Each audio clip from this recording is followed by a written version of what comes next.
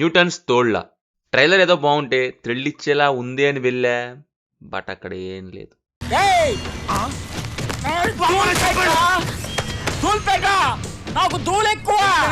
ఎక్కలేదు మూవీ నాకైతే. కర్మ పాయింట్ తీసుకొని ఎగ్జైట్మెంట్ ఏం లేకుండా లాగి లాగి వదిలిపెట్టారు. స్టార్టింగ్ బాగానే మొదలెట్టారు, కానీ వెళ్లే కొద్దీ సినిమాలో ఎందుకు చూడాలి అనే క్యూరియాసిటీ డెడ్ అయిపోయింది. అది లేకుండా ఏది చెప్పినా నో యూస్. ఒక యాక్సిడెంట్ అయ్యిద్ది, ఒకరు చనిపోతారు. నెక్స్ట్ ఒక పర్సన్ పైనుండి కింద పడి చనిపోతాడు.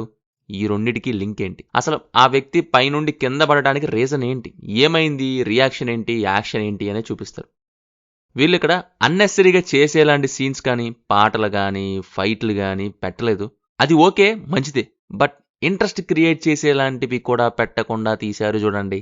అక్కడే పోయింది సినిమా. ఒక మిస్టరీని కానీ పజిల్ని కానీ సాల్వ్ చేసేటప్పుడు అటెన్షన్ గ్రాప్ చేయగలగాలి.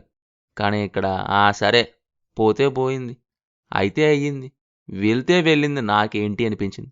ఆ క్రైమ్లోకి కానీ ఆ ఇన్వెస్టిగేషన్లోకి కానీ దిగనివ్వలేదు. కర్మ లైన్ని చెప్పడానికి ఏదో ఒక లైన్ తీసుకొని లాగి మళ్ళీ లాగుతూ తీశారు. చివరిలో దానికోసం ఆకీస్ పాక్ పాకీజ్ ఆకి ఏదేదో చెప్పేసి అంతే అయిపోయింది, ఇక చలో అని పంపించేసినట్టుంది.